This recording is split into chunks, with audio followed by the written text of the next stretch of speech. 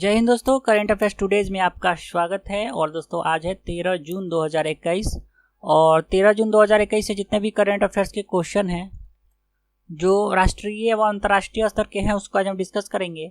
और दोस्तों इस वीडियो का अगर आप PDF डाउनलोड करना चाहते हैं तो हमारे टेलीग्राम चैनल से डाउनलोड कर सकते हैं। टेलीग्राम एप्लीकेशन में सर्च कीजिए CA टुडेज और चैनल को ज्वाइन कीजिए। वहाँ पे आपको सारे दिन का PDF मिल जाएगा, हिंदी और इंग्लिश दोनों लैंग्वेज में। साथ ही आप मंथली PDF भी डाउनलोड कर सकते हैं हिंदी और इंग्लिश दोनों लैंग्वेज में। और दोस्तों इस वीडियो के लास्ट में मैंने रिवीजन का 2 प्रश्न रखा है जिसका आंसर आप लोग को कमेंट बॉक्स में देना है, तो वीडियो अंत तक जरूर देखें और बिना स्किप किए देखें, ठीक है। तो दोस्तों चलिए शुरू करते हैं। तो दोस्तों आज का पहला प्रश्न है, हाल ही में किस देश में संयुक्त राष्ट्र में मतदान का अधिकार प्राप्त किया है? तो दोस्तों मतदान का पुनः अधिकार प्राप्त किया है दोस्तों ईरान ने। इसका C ऑप्शन सही हो गया। ईरान ने संयुक्त राष्ट्र महासभा में अपने संयुक्त राष्ट्र के बकाया पर न्यूनतम भुगतान करने के बाद अपने मतदान के अधिकार को पुनः प्राप्त कर लिया है। जनवरी 2021 में ईरान ने अपना मताधिकार खो दिया था क्योंकि उस पर 2 वर्षों का से अधिक का बकाया था। अब दोस्तों नाम आया ईरान का, तो चलिए इसके बारे में जानते हैं। तो दोस्तों विश्व के मैप में अगर ईरान का लोकेशन देखा जाए तो देखिए ये भारत है, भारत के जस्ट बगल में पाकिस्तान है, पाकिस्तान से सटा हुआ है देखिए ईरान। ईरान के सटे अन्य देशों का बात किया जाए तो ऊपर में तुर्कमेनिस्तान है, बगल में अफगानिस्तान है, पाकिस्तान है, इराक है, ठीक है। और ये देख सकते हैं ईरान का ये फ्लैग है। ईरान की राजधानी तेहरान है, मुद्रा रियाल है, राष्ट्रपति है हसन रूहानी और ईरान का पुराना नाम फारस था। अगला प्रश्न है, हाल ही में किसके द्वारा MSME ऑनर्स के पहले संस्करण की घोषणा की गई है? तो दोस्तों MSME ऑनर्स के पहले संस्करण का दोस्तों घोषणा जो किया गया ये टैली सॉल्यूशंस के द्वारा किया गया है। C ऑप्शन इसका सही हो गया। और यह सम्मान वर्ष में एक बार अंतर्राष्ट्रीय MSME दिवस 27 जून के अवसर पर दिया जाएगा।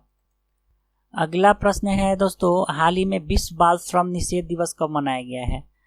तो दोस्तों 12 जून को मनाया गया है बाल श्रम निषेध दिवस, विश्व बाल श्रम निषेध दिवस।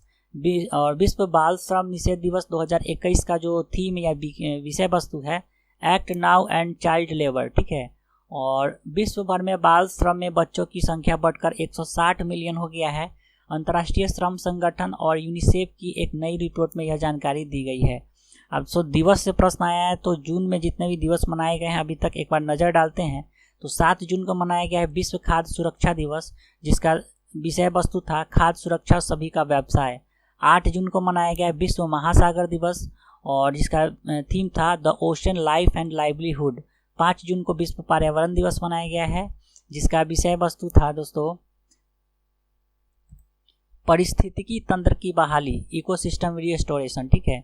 उसके बाद 4 जून को दोस्तों आक्रामकता का शिकार हुए मासूम बच्चों का दिवस मनाया गया है। इस दिवस का 2021 का विषय वस्तु था स्टॉप अटैक ऑन चिल्ड्रेन। 3 जून को मनाया गया विश्व साइकिल दिवस और जिसका विषय वस्तु था एक सरल, टिकाऊ, किफायती और विश्वसनीय परिवहन रूप में साइकिल की विशेषता, बहुमुखी प्रतिभा और दीर्घायु। 1 जून को मनाया गया विश्व दुग्ध दिवस जिसका थीम था sustainability in the dairy sector with messages on nutrition. अगला प्रश्न है, हाल ही में कथक नृत्य के क्षेत्र में डी.लिट डिग्री प्राप्त करने वाली प्रथम महिला कौन बनी है? तो उनका नाम है विधि नागर। B ऑप्शन इसका सही हो गया। BHU यानी बनारस हिंदू यूनिवर्सिटी के संगीत और मंच कला संकाय के कथक नृत्य शिक्षक डॉक्टर विधि नागर को इंदिरा गांधी संगीत विश्वविद्यालय खैरागढ़ से D.लिट की डिग्री दी गई है। वे कथक नृत्य के क्षेत्र में इस डिग्री को पाने वाली प्रथम महिला हैं। वर्ष 2013 में इन्हें अकादमी पुरस्कार से सम्मानित किया गया था। इनके द्वारा लिखी गई पुस्तक कथक पुतली नृत्य की 2 शैलियों की निकटता को दर्शाता है। अगला प्रश्न है, हाल ही में भारतीय घरेलू कामगारों को एक कानूनी ढांचे के दायरे में लाने के लिए व उनकी भर्ती को सुव्यवस्थित करने के लिए भारत और किस देश के बीच समझौता हुआ है? तो इसके लिए भारत और कुवैत के बीच समझौता हुआ है। D ऑप्शन सही हो गया। यह समझौता घरेलू कामगारों को 24 घंटे सहायता के लिए एक तंत्र स्थापित करना चाहता है। नेक्स्ट है, हाल ही में नई दिल्ली में नवनिर्मित Hardayal municipal heritage public library का उद्घाटन किसके द्वारा किया गया है? तो इसका नई दिल्ली में उद्घाटन किया गया है Hardayal municipal heritage public library का, जिसका उद्घाटन दोस्तों डॉक्टर हर्षवर्धन के द्वारा किया गया है। तो ए ऑप्शन इसका सही हो गया। इस पुस्तकालय में फारसी महाभारत जैसे दुर्लभ संग्रह है जिसका अनुवाद अबुल फजल ने किया था और इसकी रचना सम्राट अकबर के दरबार में की गई थी। नेक्स्ट है, हाल ही में किस क्रिकेट खिलाड़ी के द्वारा एक क्रिकेट कोचिंग वेबसाइट क्रू, ठीक है, CRICURU लॉन्च किया गया है? तो यह दोस्तों लॉन्च किया गया है वीरेंद्र सहवाग के द्वारा। सी ऑप्शन इसका सही हो गया। भारत के पूर्व सलामी बल्लेबाज वीरेंद्र सहवाग ने नवोदित खिलाड़ियों के लिए लर्निंग अनुभव को पुनः परिभाषित करने के उद्देश्य से क्रिकेट कोचिंग वेबसाइट क्रू, ठीक है, CRICURU लॉन्च किया है। यह देश की पहली आर्टिफिशियल इंटेलिजेंस सक्षम कोचिंग वेबसाइट है जिसका उद्देश्य युवा खिलाड़ी के लिए व्यक्तिगत लर्निंग अनुभव प्रदान करना है। अगला प्रश्न है, हाल ही में अमेरिका, जापान और कौन सा देश मिलकर ब्लू डॉट नेटवर्क अवसंरचना पहल को पुनर्जीवित कर रहा है?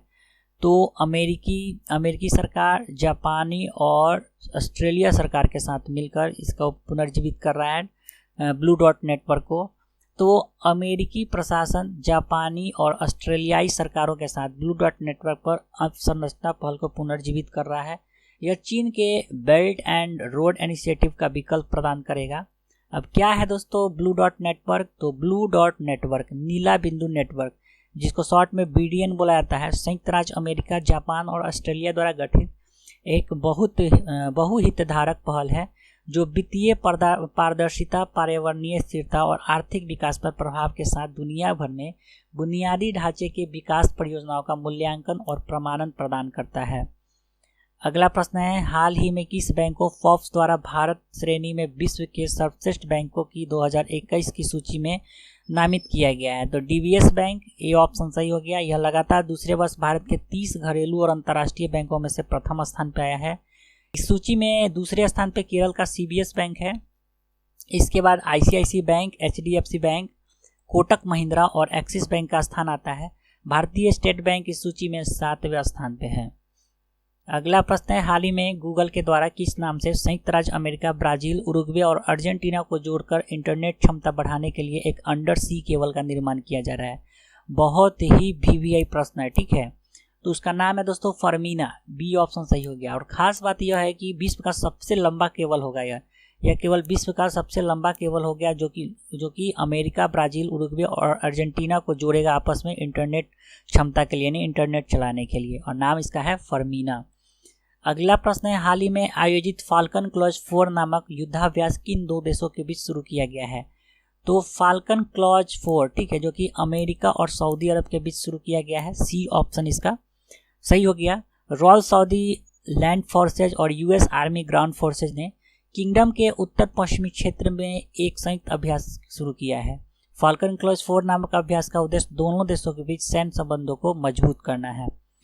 तो दोस्तों ये था आज का करेंट अफेयर्स। चलते हैं रिवीजन की तरफ। तो रिवीजन का पहला प्रश्न था, हाल ही में रोल्स रॉयस के अगले अध्यक्ष के रूप में किसे नियुक्त किया गया है? तो अनीटा फ्रू को। C ऑप्शन सही हो गया। नेक्स्ट है दोस्तों, नवीनतम अंतर्राष्ट्रीय हॉकी महासंघ विश्व रैंकिंग में भारतीय पुरुष टीम ने अपना कौन सा स्थान प्राप्त किया है? मतलब वर्तमान कौन सा स्थान दोस्तों बनाए रखा है? तो चौथा स्थान। A ऑप्शन सही हो गया। तो पिछले वीडियो का सही उत्तर हो गया C और A। आज का रिवीजन का प्रश्न है, हाल ही में आई एनीमिया मुक्त भारत इंडेक्स 2020-21 में कौन सा राज्य प्रथम स्थान पे आया है? और आज का दूसरा प्रश्न है, हाल में किस देश ने आधिकारिक तौर पर भारतीय ट्विटर विकल्प कू में शामिल हो गया है? तो इस दोनों प्रश्न का उत्तर आप लोगों को कमेंट बॉक्स में देना है। तो चलिए दोस्तों, आज के लिए इतना ही। आशा करता हूँ आपको यह वीडियो अच्छा लगा होगा। वीडियो अगर पसंद आ रहा है तो वीडियो को लाइक करना ना भूलें तथा अपने दोस्तों में ज़रूर शेयर करें। साथ ही इस वीडियो को दोस्तों, इस चैनल को अगर नहीं सब्सक्राइब किए अभी तक या चैनल पर नए हैं तो सब्सक्राइब बटन दबा दीजिए, साथ में बेल आइकन भी दबा दीजिए जिससे आपको सारे वीडियो का नोटिफिकेशन मिलता रहे। तो मिलते हैं जल्दी फिर एक नए एपिसोड के साथ, तब तक के लिए जय हिंद।